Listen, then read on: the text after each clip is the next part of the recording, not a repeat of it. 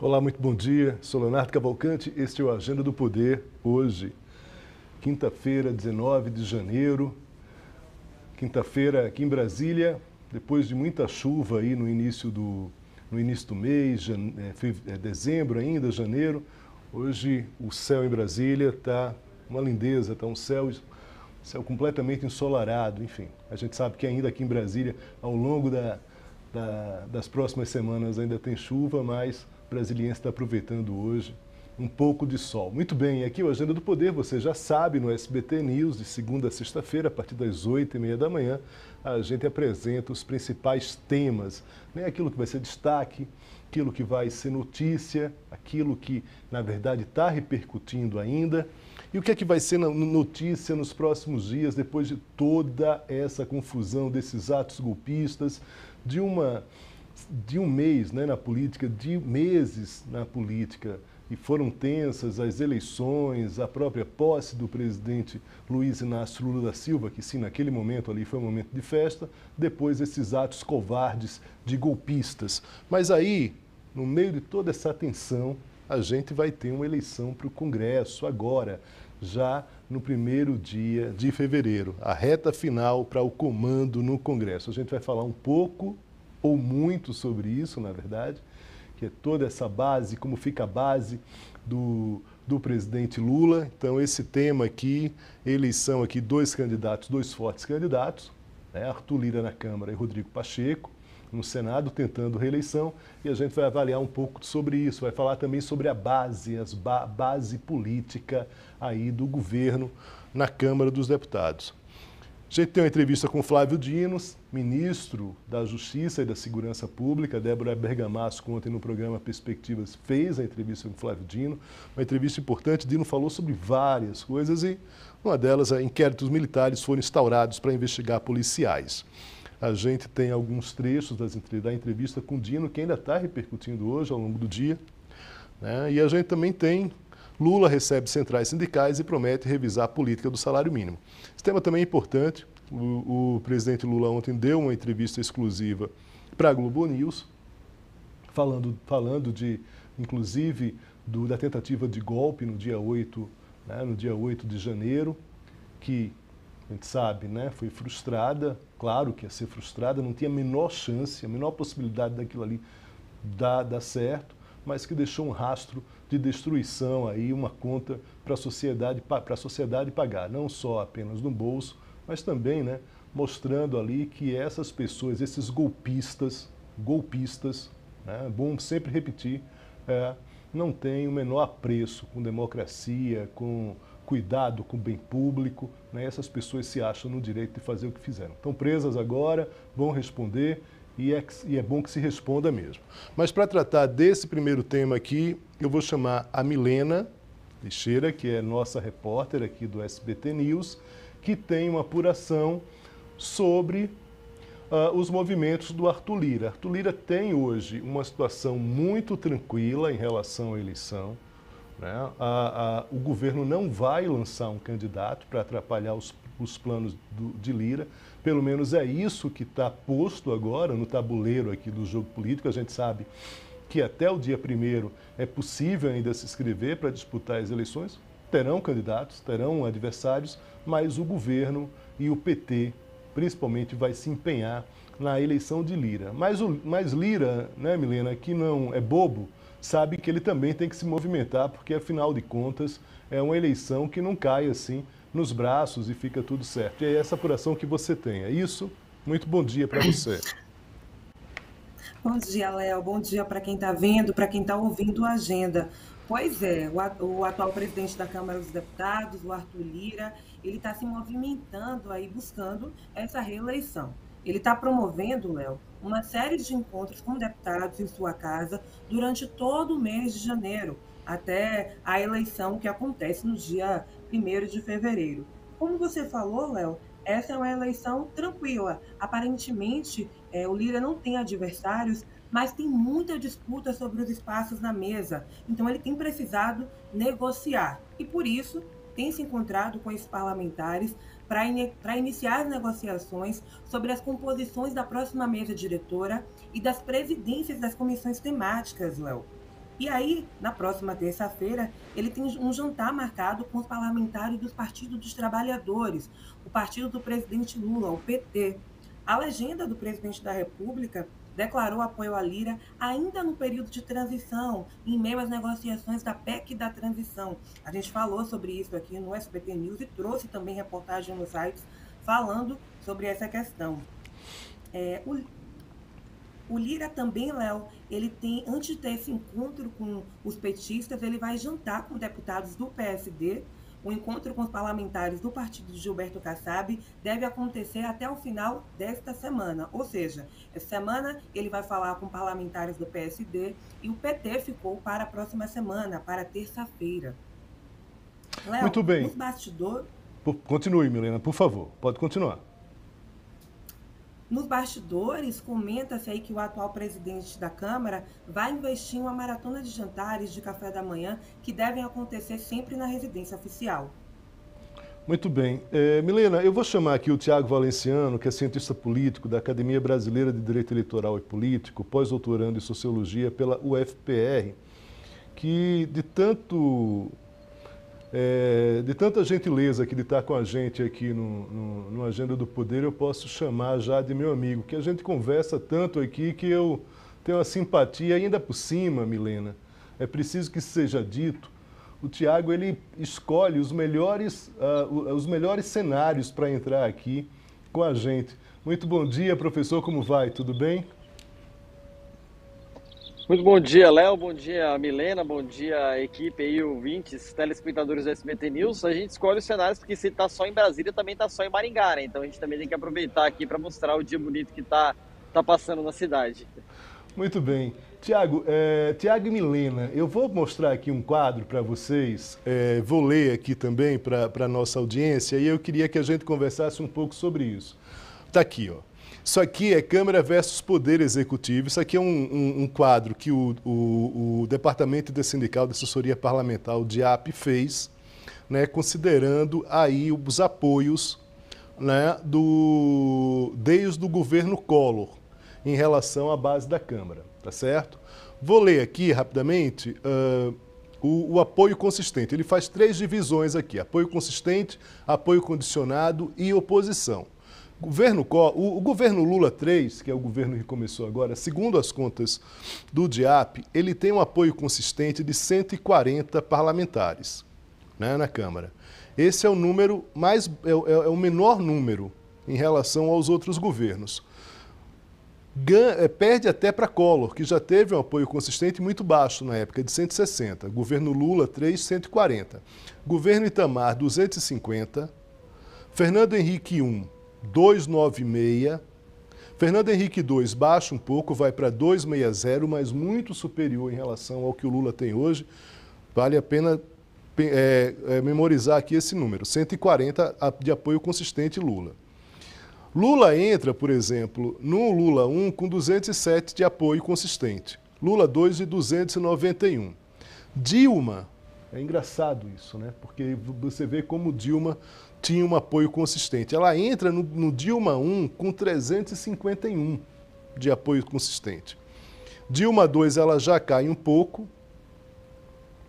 E o maior apoio consistente é do Temer, justamente na queda, né? Porque a Dilma 2 começa com 304, mas né, termina ali de forma sofrível, tanto que sofre o impeachment. Né? E Temer, ele começa 358, Jair Bolsonaro 257, uma base inclusive muito mais confortável do que o Lula tem. Aí vem os apoios condicionados que refletem um pouco esse movimento, mas você vê que no caso do apoio condicionado, Tiago e Milena, isso aqui é importante, tá certo? Apesar da oposição a Lula ser uma oposição grande, em 214, o apoio condicionado de Lula é de 159. Isso quer dizer que ele tem ali uma base para avançar muito grande, inclusive na oposição, porque na oposição a gente não está nesses 214 aqui, é importante que se diga, nesse Lula 3, não necessariamente são todos os bolsonaristas radicais, aqueles que não vão votar com o governo em hora nenhuma. Então o Lula tem uma margem ali de apoio condicionado muito grande para crescimento na realidade, né? Porque por mais que os outros tivessem um melhor apoio consistente em relação ao Lula, o Lula tem um apoio condicionado, ou seja, em caso a caso ele consegue condicionar apoios e conseguir determinadas votações favoráveis. Né? Isso já aconteceu agora antes mesmo do governo iniciar, né, nas últimas votações do Congresso, logo depois da eleição de Lula, e isso foi um papel importante do Lira. Mas, de qualquer forma, o cenário é esse. Dito isso, Tiago, eu pergunto para você o seguinte. Qual a importância do Arthur Lira e da reeleição do Arthur Lira dentro desse cenário aqui que a gente está mostrando em relação a essa base do presidente Lula, que de fato não é uma base consolidada, não é uma base consistente. Você vê que ainda ele precisa, para aprovar, por exemplo, uma PEC, que é um projeto qualificado, que precisa ali de 308 votos, ele precisa fazer um esforço muito grande, ou seja, ele precisa ter um presidente da Câmara que paute a matéria certa, que vote na hora certa. Você sabe que, né, que muito das votações dependem basicamente do presidente. Né? E a gente teve presidentes, né, da Câmara que foram pessoas completamente experientes, como o próprio Lira, que sabe a hora de colocar o projeto em votação, a hora de interromper projeto. Posso pensar aí no Aécio Neves, que é um político que ao longo da história acabou perdendo força, mas foi de fato um presidente da Câmara muito atuante. A gente pode também falar de outro político que também perdeu força, né, que é o Cunha, né, o que foi presidente, o Eduardo Cunha, presidente da Câmara, que sabia exatamente. Eduardo Cunha perdeu uma votação na Câmara, era algo que praticamente não existia essa possibilidade. E o Lira vem se mostrando também um ator importante tanto no governo Bolsonaro como agora, no início ainda, ali naquele momento que o Bolsonaro praticamente largou o governo, né, no final, aí, logo depois da eleição do Lula. Como é que você vê, Tiago Valenciano, esse papel do Lira e a importância dessa reeleição do Lira, inclusive para o próprio Lula e para o próprio PT? Papel, Leonardo, fundamental, né? Um papel importantíssimo em relação à eleição da Câmara dos Deputados, da presidência e da mesa diretora da Câmara dos Deputados, exatamente porque as pessoas pensavam no seguinte: como é que o Lula vai conseguir governar com um país tão dividido, com um país com tantos problemas políticos, com um país que estava e ainda está passando por um cenário de muita instabilidade, de muita tensão social e política. E aí, qual que foi a estratégia adotada pelo Lula? Eu vou povoar os ministérios com os meus aliados, vou distribuir os ministérios para os partidos políticos que eu quero que venham fazer parte da minha base, tal qual a União Brasil, tal qual o PSD, e até mesmo o PT acabou sendo colocado em segundo plano em alguns momentos, em relação às escolhas que o presidente pôde fazer e a sua equipe de governo também. E aí, com essa distribuição de ministérios, o Lula pensa agora, ou quer consolidar a coalizão do seu governo com a eleição do Arthur Lira, que deve ser uma espécie de candidato único, né? A gente não deve ter outro candidato para a presidência da Câmara dos Deputados. Me parece que os outros candidatos terão um papel muito mais enfraquecido do que esse papel que o Lira tem feito nesse momento, atraindo para si o PT, atraindo toda a base governista, atraindo para si o próprio Progressistas, que ainda esteve com alguns resquícios apoiando o Bolsonaro. Afinal de contas, o líder do governo era do Progressistas, a presidência da Câmara era do Progressistas e ainda continua sendo. E agora a ideia do Lula, ao trazer o Lira, é tentar desarticular um pouco essa base de coalizão do Bolsonaro, né, que é a base que o Bolsonaro tinha em relação à Câmara dos Deputados, e converter essa base para si. E como que se converte essa base para si? Negociando a eleição da mesa diretora. A gente sabe do papel importante que a primeira secretaria tem na mesa diretora da Câmara dos Deputados em relação à emissão de documentos, de cuidados com o departamento de pessoal. Nós sabemos que a segunda secretaria cuida, inclusive, da emissão de passaportes. A primeira vice-presidência substitui o presidente automaticamente. Então, nós temos, mais do que a eleição do Lira, um combo ali, um mix de interesses políticos em jogo, que vai envolver diretamente esses outros partidos políticos que o Lula pretende trazer para sua base. Então, não é só tratar a eleição do Lira, mais do que o Lira é pensar esses partidos que vêm junto com o Lira nessa eleição para a Câmara dos Deputados, que vai acontecer agora no próximo dia 1 de fevereiro. Com um interlocutor aí do governo, enfim, e perguntei para ele o seguinte: será que com a eleição e consolidada a eleição do Arthur Lira, será que ele não ficaria um presidente da Câmara independente? Muita gente tem falado isso, né? Tem dito, olha, espera, deixa o Arthur Lira virar presidente que ele vai fazer um papel completamente independente, o governo vai, aí o governo ficaria na mão do Lira. E essa pessoa, que é uma pessoa que tem informação e faz alguns cenários ali, monta alguns cenários, ele me disse o seguinte: Milena, ele disse, olha, o que acontece é o seguinte, no caso do Lira, essa eleição do Lira, ela vai se dar nos primeiros 2 anos do governo Lula. O governo Lula vai ter mais 2 anos para frente. Então, o Lira, ele assume a presidência, a depender do tratamento que ele der ao governo, ele vai, no terceiro e no 4º ano de mandato, justamente naquele momento que ele precisa ter força para buscar uma reeleição, para buscar a base eleitoral, ele volta para a planície, ou seja, ele deixa de ser presidente da Câmara e vai acabar voltando aí para a planície ali no Congresso, com menos visibilidade, com menos poder, enfim, com uma série de circunstâncias. Então, o que eles estão dizendo é: atenção, o Lira tem que ter atenção, porque a depender, se ele fizer algum movimento que possa ser entendido como movimento de traição, o PT e o governo vão guardar aquilo para que, nos 2 últimos anos, com o novo presidente da Câmara, acabe deixando Lira meio que na chuva. E a gente está falando disso como? Sem protagonismo,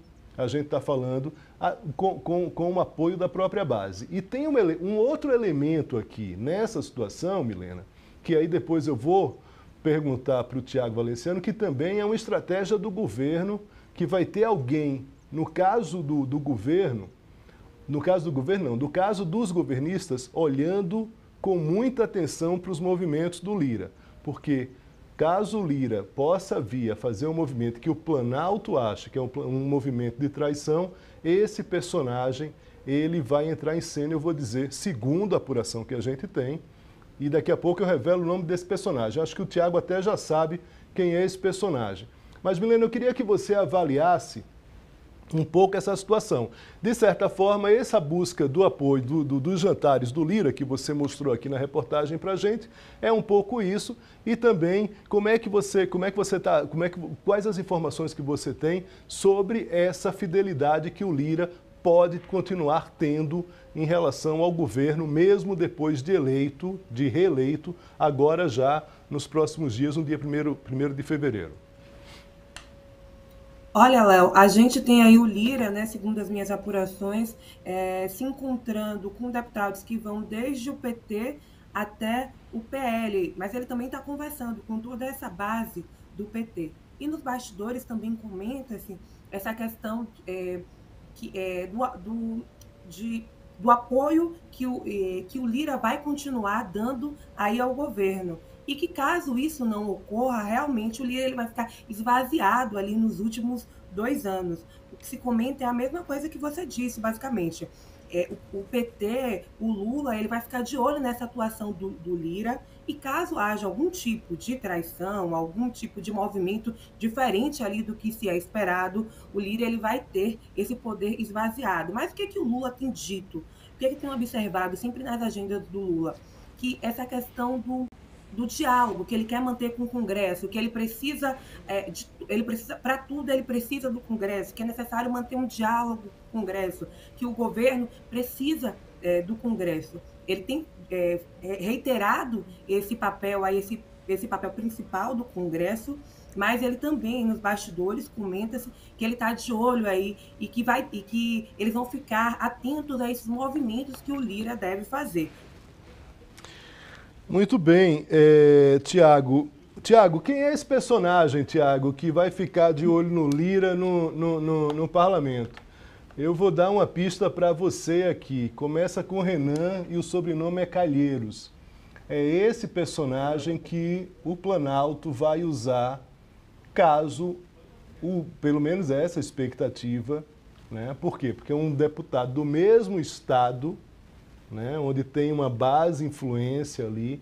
Então, o Planalto sabe que tem uma carta na manga ali para ser um parlamentar que venha, que faça um confronto direto com Arthur Lira. Eles não se entendem, né? São, se não declarados, mas têm animosidade muito grande, são intrigados, como diria lá no Nordeste, né? Já que a gente está falando ali do estado nordestino, são intrigados. Mas, de qualquer forma, esse personagem, que é o Renan Calheiros, ele em determinado momento pode ser usado de forma mais efetiva. Como é que você vê essa relação do Lira, Tiago, pós-eleição? O que você imagina? E aí a gente mostra aqui de novo toda essa tabela de apoio consolidado e tudo mais. Esse jogo da política, para quem gosta e para quem acompanha, é de fato algo de fato importante, né? Porque a gente não está tratando só de números, né, Tiago? A gente também está tratando aí de personagens e de enfrentamentos. Como é que você vê o Lira depois de eleito, dentro disso que a gente está falando aqui, inclusive com esse personagem aí que é o Renan Calheiros? Olha, eu continuo a destacar que o Lira, ele foi a primeira pessoa que reconheceu a derrota, né? Tá até passando as imagens aí naquela coletiva, né? Logo depois ali do resultado da eleição no segundo turno, o Lira disse o seguinte: perdemos, não conseguimos ganhar com o Bolsonaro, mas estamos aí para conversar com o governo. Então ele já começava essa movimentação de que havia necessidade do Arthur Lira continuar na presidência da Câmara dos Deputados para manter a coalizão, para manter o grupo dele, para manter até a articulação política. Agora, colocar o Renan Calheiros para fazer esse embate contra o Lira é reproduzir a política de Alagoas no cenário nacional. Nós já passamos por uma experiência de Alagoas, uma experiência alagoana no cenário da política brasileira com o Collor. Me parece, pelo que eu já estudei da política alagoana, que ali a intriga ela acontece diariamente. Nós temos vários grupos políticos e um tentando passar a perna do outro, né? Não existe uma espécie de união política após a eleição.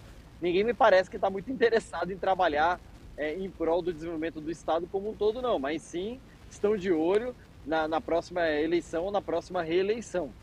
Então, colocar o Calheiros, que foi um dos parceiros de primeira hora do Lula, foi uma das pessoas que já esteve ajudando ou auxiliando o governo lá em outros momentos do PT. É quem consegue articular a política alagoana quando o PT precisa de um palanque no Estado, é exatamente colocar uma sombra muito forte e muito consistente nas costas do Arthur Lira. Porque se o Arthur Lira não fizer o jogo do governo ou não conseguir articular para que os projetos de endereço do governo passem nos 2 primeiros anos, o Calheiros está à disposição em qualquer momento. E mais, a gente tem até uma outra possibilidade que passou esse momento de transição, fez a calmaria, deu tudo certo na Câmara, o governo conseguiu articular a maioria necessária para conseguir apoiar os projetos ou ter a maioria absoluta com os 257 votos, aí sim, talvez o governo tente alçar uma nova liderança do PT para assumir a presidência da Câmara dos Deputados. Até porque o PT precisa recuperar o prestígio legislativo, precisa recuperar o protagonismo no Congresso Nacional, algo que não aconteceu, evidentemente, no governo Jair Bolsonaro. E agora, com o governo na mão, o PT tem essas condições. Quer dizer, a gente está passando por um momento de ressurgimento, de ressignificação, de troca de lideranças do PT, e o PT, é claro, vai ficar de olho exatamente nesse cargo de protagonista, que é o cargo da presidência da Câmara dos Deputados. Muito bem, Tiago Valenciano aqui, nesse sol maravilhoso. Agradeço a tua participação, a gentileza aqui com a gente. Milena também, Milena tem também um dia aí de trabalho, né, no Congresso, também fazendo esses movimentos aí do próprio governo. Agradeço aos dois, obrigado aqui por me ajudarem a por me ajudar aqui a fazer, né, a tocar esse Agenda do Poder aqui. Forte abraço, boa quinta-feira aos dois, viu? Muito obrigado mais uma vez. Obrigada. Muito bem. A Débora Bergamasco ontem fez uma entrevista com o Flávio Dino, ministro da Justiça. A gente separou alguns trechos, não é isso, Mari? Para colocar no ar. Vou separar aqui e colocar algumas frases aqui do Dino, que uma entrevista importante, uma entrevista aqui no estúdio do SBT News. Vou passar uns trechinhos aqui para vocês, a gente comenta aqui rapidamente. Vamos lá? Eu tenho informação de que o Código Penal Militar, o Código de Processo Penal Militar, e estão sendo utilizados para a abertura dos IPMs, os inquéritos policiais militares, tanto na esfera do Distrito Federal, isso eu afirmo, porque há intervenção federal e eu tenho informação concreta do interventor Ricardo Capelli, de que inquéritos policiais militares em relação a policiais militares foram instaurados. Na esfera federal, eu acho que essas alturas, 5 ou 6, em relação a comandantes, ou enfim, comandantes operacionais que lá estavam, né, para identificar as razões pelas quais o planejamento feito não foi cumprido e assim sucessivamente. E sei também que há IPMs na esfera federal. Aí eu não sei quantos são, porque realmente é uma outra área fora da atuação do Ministério da Justiça, mas como você disse, eu converso com muita gente e uma dessas pessoas me disse que há inquérito policial militar instaurado na esfera federal. Agora, quantos, relativo a quem, realmente é um assunto do Ministério Público Militar e não um assunto da Polícia Federal. Muito bem, aí o Dino falando sobre esses inquéritos contra, né, integrantes de forças de segurança. A gente sabe que, na verdade, nessa ação, nesse dia da infâmia, no dia 8, né, de janeiro, um domingo, além vamos dizer assim, né, da complacência das autoridades, também teve movimento ali, que foi um movimento organizado por pessoas que foram treinadas pelo Estado para atuar contra o próprio Estado. Se você pegar ali a forma como eles se dividiram entre os prédios públicos, né, o Supremo Tribunal Federal, o Congresso, né, que fica ali na Praça dos Três Poderes, e do outro lado, o Palácio do Planalto, você vê que teve um movimento ali coordenado. Esse é, primeiro, coordenado por quem é treinado, né? O uso efetivo de hidrantes, né, e de extintores ali para diminuir o efeito dos gases de efeito moral ali. Essa cena aí é uma cena infame. Infame. E também a forma como eles atuaram mostra claramente isso. Algumas imagens do trajeto dessa turba aí, tinha, por exemplo, alguns deles portavam apetrechos de explosivos, e o curioso é que eles jogavam, tinha explosão e eles recolhiam.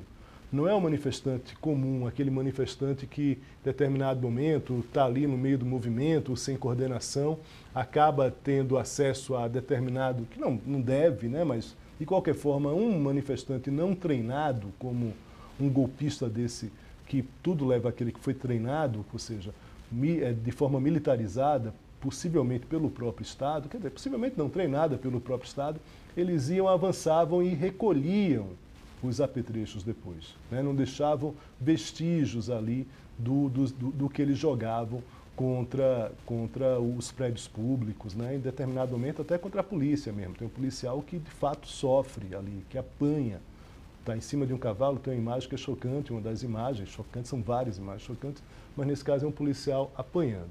Então é isso. O que o Flávio Dino fala aí são esses inquéritos em relação às autoridades, mas a gente sabe que também teve aí um movimento de forças especiais, possivelmente militares aposentados e que tiveram treinamento de forças especiais pelas Forças Armadas, né? Mas basicamente aí pelo Exército Brasileiro. E isso é uma das linhas de investigação.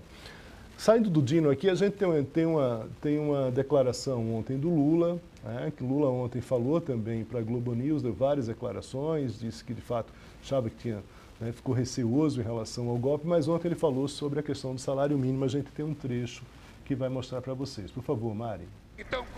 Na reunião, Lula defendeu um sistema de seguridade social para todos os trabalhadores, incluindo os de serviços de aplicativos. Por isso, determinou a criação de um grupo para estudar a regulamentação deste tipo de serviço. O trabalhador trabalhar em aplicativo, ele é um microempreendedor. Ele não é um microempreendedor. Ele percebe que ele não é microempreendedor quando ele se machuca, quando ele fica doente, quando quebra a moto, quando quebra o carro. Ele começa a perceber que ele não tem nenhum sistema de seguridade social. Lula disse que o mundo do trabalho mudou, mas que o trabalhador não pode ser um eterno fazedor de bicos. Nós queremos que o trabalhador tenha direitos garantidos quando ele entra para trabalhar e que ele tenha um sistema de seguridade social que o proteja no momento de desgraça na vida de todos nós que acontece. O presidente prometeu brigar para que os que ganham até R$5 mil não paguem imposto de renda.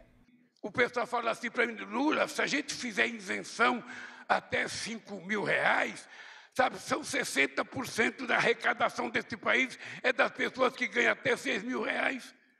Olha, então vamos mudar a lógica. Vamos diminuir para o pobre e aumentar para o rico. Vamos diminuir. É necessário uma briga.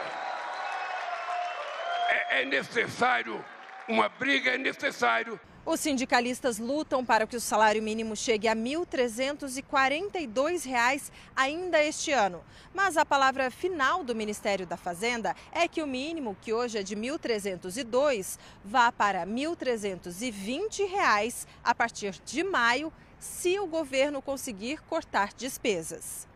O ministro do Trabalho, Luiz Marinho, anunciou uma comissão com representantes do governo e das centrais sindicais para discutir a valorização do mínimo. Esse trabalho que vai resultar se o salário mínimo de 1.302 vai ser para o ano todo ou se ele poderá ser revisado até maio. Muito bem, está aí. Eu falei do Tiago Valenciano, falei da Milena Teixeira aqui, que me ajudaram a fazer o Agenda. Mas também aqui com esses dois vídeos aqui que a gente jogou, também a Débora Bergamasco, né, que foi fez a entrevista com o Dino e depois fez essa reportagem ontem para o SBT Brasil, né, sobre as declarações do Lula, do Luiz Marinho. Enfim, aqui também a gente tem, né, na produção aqui, o Ednei, a Bruna e a Mariana também, que fazem com que esse programa ele vá ao ar todas as manhãs de segunda a sexta. Agradeço muito aqui a sua audiência, a sua participação. Enfim, amanhã a gente tem Agenda do Poder, hoje tem Perspectiva ainda, tem Poder Expresso. Chamo a sua atenção para o SBT News na TV, um programa que vai ao ar de madrugada, começou nessa madrugada de segunda para terça, tem sido aí algo de muita satisfação aqui para a gente do SBT News, do SBT, apresentação do Fernando Jordão. Aí é na TV, aí é TV aberta, é do site para a TV, da TV para o site, você sabe que aqui é assim. Agradeço muito a sua participação, um forte abraço, boa quinta-feira.